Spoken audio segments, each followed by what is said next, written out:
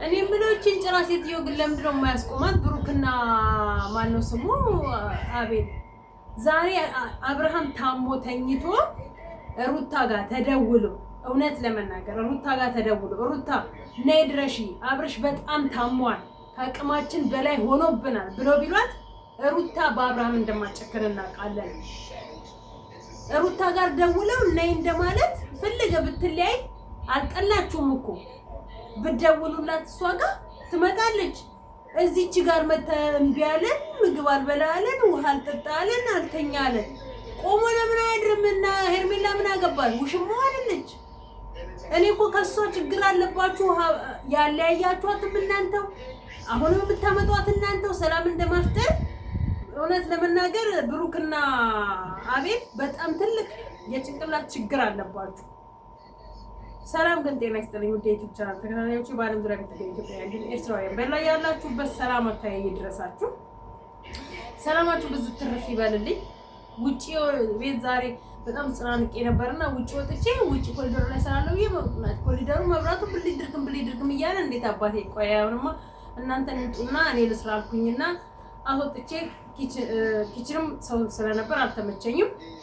አሁን ባለቀ ሰዓት ገባሁኝ ማለት ነው። እና ምን ልላችሁ ፈልጌ ነው እንደ ናሂን ፖሊስ እንዳስመጣችሁ ሄርሜላንን በፖሊስ ሄርሜላን ብሩክንና አቤልን በፖሊስ ነው ማስያዝ። ምክንያቱም የሰው ትዳር እየበጠበጡ ያሉት እነሱ ናቸው። ትዳሩ ወደ ሰላሙ እንዳይመለስ ትዳሩ ወደ ነበረበት እንዳይሆን የሚያደርጉት ሶስቱ ናቸው። እንዴ ሩታ ነይ ሩታ እኮ በአብርሃም እንደማጨክን ቆርጣ እንደማቆርጥ እኮ እናውቃለን። ለምንድን ነው ሄርሜላን የምትጠሯት?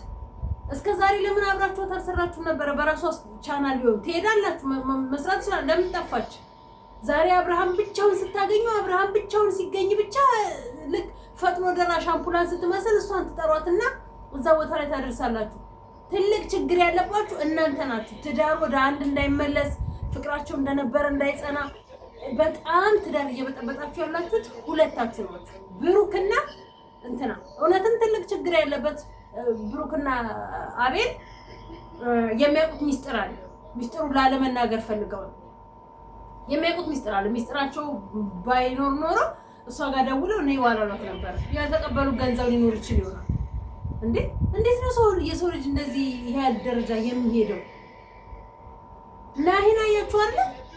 ጉብዬ ሄዶ እዛ ልጅቷ ውሽማ ቤት ሄዶ ፖሊስ የያዘው መጥሪያ ካልተሰጠኝ አልመጣም ማለት ነገ መጥሪያ ይገባል። እናትህ እንኳን እዛ ሆና በቪዲዮ የሰራችው እኔ እስከማጣ ድረስ እስር ቤት አስገቡት ነው ያለችው። እናትየው እንኳን ለውዬ ናት እንኳን አለም ሌላው ማለት ነው። አፈር አባሽ የበላሽ ምን ያደረገ ምን ሰራ ብላ ራሱን እንደ ጨዋ ያጫውተዋል። እሱም ሆነሽ ልጅቷ ማለት ነው። ምን ያደረግን ዛሬ ነው የምታለቅሽው? ገና ውብዬ ያለቀሰችውን ያህል በላይ ታለቅሻለሽ አንቺ። ባይገርምሽ ማለት በላይ ታለቅሻለሽ አንቺ ሞሽ እሱ ማለት ገና በጣም ደምባታ ነው አላችሁ። እርጉዝ ሴት ልትወልድ ደረሰች ነፍሰ ጡርን እንዴት እንዳስለቀሳችሁ እንዴት እንዳንከራተታችሁ ማለት ነው። ሄርሜላም በአብርሃም እና በሩታ በኩል እንትና ናሂም በሁለታችሁ በኩል ማለት ነው ኃይለኛ ዋጋ ትከፍሉበታላችሁ። ባይገርማችሁ ይሄን ያህል ጥግ ድረስ መሄድ በባልና ሚስት መሀል ላይ በትዳሮች መሀል ላይ ገብቶ እንደዚህ አይነት ነገር ላይ ማድራስ ነግበኔ ብለው የማይሉ ደናቁርቶች ምን አለበት የሆነ ህሊና ነገር ቢገዛችሁ ማለት ነው። እናትየው እዛ ሆነ በቃ አለመች ስላለ ነው አይመቻትም። ከዛ ወደ አዲስ አበባ ወጣ ቢችል አባትየው እኮ ዛሬ ቢችል ማለት ነው ተነስቶ አዲስ አበባ ሄዶ አሩን አብልቶ ነበር ወደ ነበረበት እንዲመልስ የሚያደርገው። እናትየው እንኳን ደረጃ ትጠበቅም ነበር። በዚህን ያህል ደረጃ መውረድ፣ በዚህን ያህል ደረጃ ትዳርን፣ ሚስት፣ ልጆችን፣ ቤትን እንዲጠላ ማድረግ ምን ያህል የወረደ ስነ ምግባር! ምን ያህል ብቻዋን ነች። ምን ሆነች እንዴ? አንተ ነህ እንዴ እስከዛሬ ድረስ አብራት የነበርከው? ብቻዋን ነበረች። ማን አላት? ማንም የላትም። ማንም አይኑራታ። ለምን የፈለገችውን አትሆንም? ጓደኛዋ ያለ አይደል እንዴ? አንተ ምን አገባህ? አንተ ማንነክና ነው ማንም የላትም ብለህ ትዳርን እርግፍ አድርገህ ወጥተህ የሰው ቤት የምታሞቀው እንዴ? በዚህ ያህል ለዚህ እንትን ትውልድ ማን ነው እሱ ተጠያቂ ሊሆን የሚችለው? በእንደነዚህ አይነት ብዙዎች እየተለያዩ እያየን ነው። ብዙዎች ትዳራቸው እየፈረሰ፣ ብዙዎች እርጉዞች በእርግዝናቸው ወቅት ባሎቻቸው ጥሏቸው እየሄዱ እስከ መቼ ድረስ ነው እንደዚህ ሊቀጥሉ የሚችሉት? ሰው ሁሉን ነገር አንዷን አይታችኋታል እንዴት አንስቶ ጠብር ግፍ እያደረገ እንደጠፈጠፋት። ያኛው ማነው የቃል ፍቅረኛ የነበረው የገዛ ጓደኛዋን አብሮ አደጓን ቀምጦ መጀመሪያ ላይ እርግጥ አደረጋት። መጨረሻ ላይ ቃል ልጃገረድ ስላልሆነች ስለደበቅሽኝ ብሎ ጭራሽ ከሷ ጋራ እሽኮላ ላይ ጀምረዋል። ሄዳ እሷ አባትየው ስር ወድቃ እስከ መለመን ደረጃ ማለት ነው። በቃ ተይው፣ ከሄደ ሄደ ነው። ላንቺ ቢሆን አታጭም። የራሳችሁ ሌላ አትፈልጉ። አንዱ ደግሞ ፊሽ የሚሉትን እንትን ብላ በቀደም እንደዛ አጠናግሮ ልኳት፣ ዛሬ ደግሞ በጓደኛዋ በኩል መጣና እኔ ያለሱ አልችልም ገና አሁንም ጥግ ድረስ ሄዳለሁ። እንደዚህ የጠፈጠፋት እንዲህ አፏን በምላሷን በአፍንጫዋ ላይ ያወጣ የአነቃት በፍጹም አሁንም አልተውም። ልጅቷ እንኳን ታዝባ በቃ ታየው እንዲህ እየጠፈጠፈሽ እንዲህ እያደረገሽ ለምን አትየውም ስትላት በፍጹም አልተውም። እንዲህ እየተዋረዳችሁ ሚዲያ ላይ እንዲህ ክብራችሁ ሴትነታችሁ እየተዋረደ አብሮ መኖር እንዴ! ቢቀርብሽስ ቢጤሽን አታጪ። አንድ ፊሽ ሄደና 30 ፊሽ ይመጣል። አንድ ናይ ሄደና 30 ናይ ይመጣል። አብርሃምም ልክ እንደዛው ትዳር ያለው ወንድ ላይ ፍቅረኛ ያለው ወንድ ላይ የተንጠለጠላችሁ እየተረገጣችሁ ሴትነታችሁ እየተዋረደ ክብራችሁ ዝቅ እያለ በኮመንት እየተሞለጫችሁ ከፍ ዝቅ እየተደረጋችሁ እየተነገራችሁ መልሳችሁ ታጥሮ ጭቃ እዛው ቦታ ላይ የምትሆኑት እንዴ! ቢቀርባችሁስ የራሳችሁን አትፈልጉም እንዴ? ያንቺ እኮ የኔ በዙሪያሽ እየዞረ ነው ሊጠይቅሽ መጥቶ እየፈራሽ ይሆናል እንጂ አንቺ ሄደሽ ሰው ወንድ ልጅን ጠይቀሽ አንገትሽ እንደምትደፊው እሱም ደግሞ ወይ በጠይቃት እንቢ ትለኛለች ብሎ መጥቶ አይጠይቅሽም። ወንድ ነው ያምርበታል። እምቢ ቢባልም ያምርበታል። እስከ ጥግ ልሂድ ብሎ ቢልምም ያምርበታል። የእናንተ ግን የባሰ አታምጣ። በዚህ ደረጃ ላይ ከፍ ዝቅ እየተደራረጉ መውረድ እንትን እያሉ መሄድ እንዴ! እና እውነት ለመናገር እጅግ በጣም የሚያሳዝን ነገር ነው። ሩታ እንግዲህ ወይ ቤተሰቦቿ ጋር ሄደዋል፣ ወይ ቤተሰቦቿ ደግሞ እሷ ጋር መጥተው ሊሆን ይችላል። የእንትና እህትም ብላለች፣ የአብርሃም እህትም ከአብርሃምና ከሩታ ህይወት ውጡ ብላለች። ለሄርሜላም ለብሩክም ለአቤልም ማለት ነው። ከአብርሃምና ከሩታ ህይወት ውጡ አላቻችሁ። ብትወጡስ እንዴ? በዓል ነው። በዓል ሀገራችሁ አትሄዱም? ቤተሰቦቻችሁ ጋር ሄዳችሁ በዓልን አታከብሩ? የምን ያዙ ይልቀቁ ነው? የምን በሁለት ባልና ሚስቶች በተለያዩ መሀል ላይ ገብቶ እኛ አብኩተን እኛ ጋግረን እኛ ካላበላን ነገር ማለት ነው እንዴ? ቢቀርስ ምን ነው? የምን ይሄን ያህል ጥግ ድረስ መሄድ ነው? የራሳችሁ ህይወት የላችሁም እንደምትባሉት የራሳችሁን ህይወት አትኖሩ? ይሄው በቃ አሁን እንትና ማን ነው ፈረንጁ እንኳን እንትን ብሏል። እሺ ፈረንጁ እንኳን ትቷል። ፈረንጁ የተውን ነገር ፈረንጁ ከአብርሃም ጋር መስራት ይችላል። ፈረንጁ ከሩታ ጋር መቆም ይችላል። ግን ሁለቱም ጋር አሁን መቆም አልቻለም። በቃ ራሱን ችሎ ነው በንግግር የሚወጣው።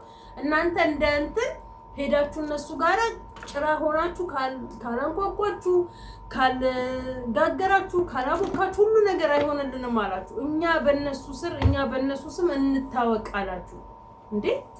ይሄን ያህል ደረጃ ቢቀርስ ለምን የሰው ህይወት ትበጠብጣላችሁ? የራሳችሁን ህይወት ኑሩ። በቃ ሌላ ስራ ስሩ፣ ሌላ ነገር አድርጉ።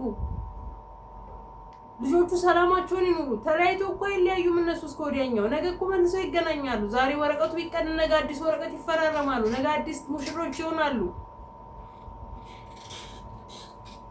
ተለያየች ብላችሁ መንገድ እየፈለጋችሁ ሰበብ እየፈለጋችሁ እቺን እየጎተቱ እንደ ጭራ ማምጣት እቺን ከዛም ከዚህም እያፈላለጉ አምጥቶ የሷን እንትን የሱን ጎዶሎ ካልሞላሽለት እያሉ ማለት በቃ ወይ አጋባቸው ሁለቱ። እንግዲህ እሷ የምትፈልገው ከሆነ እኔ አልችልም ምናምን ቻልሽ ሰው እንደ በዚህ ደረጃ ይሄዳል? ሰው እንደ በዚህ ልክ የሰውን ህይወት እስከ መጥወጥ ደረጃ ይሄዳል? እህቶቹም ደግሞ በርቀት ሆናችሁ ነገርን ካላስቆመን አትበሉ። ሂዱ በቃ አጠገቡ ድረሱና አስቆሟቸው። በቃ እህት ናችሁ፣ ወንድም ናችሁ። አጠገባችሁ ሄዱና አስቆሙ። ሁሉም ሲሻሹ ጓደኛዬ ነው አብሮ አደጌ ነው። ጓደኛና አብሮ አደገህም ከሆነ ታዲያ ሄርሜላ ለምንድን ነው የምታቀርባት? አታርቃትም?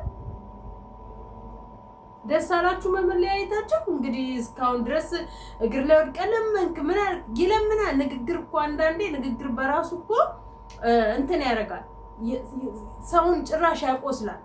እናንተ ሳታስቡት ሳታውቁት የምትናገሩት ንግግር በተለይ ሩታ ጋር አይታችኋል። በቀደም ስትናገር ሩታ ጋር የሆነ ጠባሳ ይፈጥርባታል። አወቅን ብላችሁ የማይሆን ነገር እየተናገራችሁ ጭራሽ አታሽሿት። ልጅቷ ጭራሽ እንድትጠላው አታድርጓት። በእርግጥ እሷን አጠላም እናንተን እንጂ የምትጠላው እሱን አጠላው። እና እባካችሁ ከሰው ህይወት ውጡ። ሰዎቹ ሰላም እንዲያገኙ ይደረግ። ፈረመ ማለት እኮ እስከ ወዲያኛው ተለያየ ወይም እስከ ወዲያኛው ራቃት ማለት እኮ አለ። እቺ ልጅ በሆዷ የተሸከመችው ልጅ አለ። ቢያንስ ለሱ እንኳን ብላችሁ እንትን ብትሰጧት ማለት ነው። ኧረ በተሰቀለው ኧረ በጣም የምትገርሙ ናችሁ። እንደው በስመ አብ ወልድ። ደግሞ የሆነ ዜና ቲክታክ ላይ ሰምቼ የኛ የሃይማኖት አባቶች ወዴት እያመሩን እንደሆነ አናውቅም። እንግዲህ የአሁኑን መስቀል የመብርሃንን ምስል ይዞ የተገኘ ተባለና አረፈው። ደግሞ ነገ እናንተ ትንሽ ቆይታችሁ ከአንገታችሁ ላይ መስቀል አውልቁና መስቀል ደመራን ስታከብሩ ከአንገታችሁ ላይ መስቀል አውልቁና ኑ፣ ወይንም ደግሞ ነጠላ ሳለብሱ ኑ ሳትሉን አትቀሩ። ይሄ ነው የሚቀራችሁ በቃ። እንዴ ሃይማኖቱን በዚህ ልክ እንደዚህ የሌላ አረብ ሀገራት እንኳን እንትኖች እንዴት መብርሃንን ከፍ እንደሚያደርጓት እየታየ ጴንጤ ልታደርጉና እንዴ እንዳለ ክርስቲያኖቹ የማይሆን ነገር እያደረጋችሁ የማይሆን ሰው ለምንድን ነው እሱ እንዲጠላው የምታደርጉት? ሰው በእርግጥ ሃይማኖቱን አይጠላውም፣ እናንተ እንዲጠሏችሁ ነው እንጂ የምታደርጉት ማለት ነው። የመስቀል ደመራንና መብርሃንን ምን አገናኘው እንዴ? መብርሃን እኮ የመድኃኔዓለም እናት ናት። አንዲት ተራ ግለሰቦች ቀዳደሩ ብላችሁ እናንተም ይዛችሁ አትውጡ ይባላል። በልባችን መቼም ያለችውን መብርሃን አትቀዷትም። ሌላው ቢቀር ምን አለበት ምስል እንኳን ቢወጣ ጭራሽ እንዳትይዙ። ሌላ ጥቅስ ኦኬ፣ ድሮም ተከልክሏል። መቼም ነፃነት ተነፍጓል በሃይማኖት ዙሪያ ላይ። እኛ እስቲ አሁን ቅዳሜ ነው የምናከብረው እዚህ ዱባይ ማለት ነው። ቅዳሜ ስናከብር እስቲ የመብርሃንን ምስል ይዛችሁ አትውጡ እንባለው አረብ ሀገራት ላይ ማለት ነው። እንግዲህ አንባል። ሃይማኖት እንደፈለገ የሚኖርበት ሀገር ነው ያለው። ማንም የፈለገውን ሃይማኖት የመኖር ማንም ጋር ማይደርስ ማንም እንዳይነካ ህጉ እንደ ዱባይ ቢሆን ኖሮ የኛ ሀገር ስርዓት ይይዙ ነበር። የማንም እንዝህላል እየወጣ የመላእክቶችን የሰማዕታትን ምስል እየቀደደ እውቅና ባላገኘ ነበር። ይሄ ይቅርታ የሚባል የውሸት ያስመስሉ ይቅርታ አለ። ይመጡና ይቅርታ ይላሉ። ከዛ በኋላ እሷ እውቅና ይቀጥላል። ግማሹ በእሷ ስር ገንዘብ ይሰራል፣ ግማሹ እኔ እንጃ። በዚህ ሁኔታ ሃይማኖታችን ወዴት እያመራ እንደሆነ ግራ ነው የሚገባውና በጣም እጅግ አዝኜ ነው ዝም ያልኩት። ምንም ማለት አልፈለኩኝም። ያው ከማትጠብቁት ሰው ይሄ ሰውዬ ከዚህ በፊት የማይሆን ነገር ስለተናገረ ከማትጠብቁት ሰው የማይሆን ነገር ስትሰሙ ያው ከዝምታ ውጪ ህሊናቸው ይውቀሳቸው እነሱ ነገር እና ከዚህ በላይ ምንም ማድረግ አልችልም፣ ማለትም አልችልም። በቃ ይበቃኛል።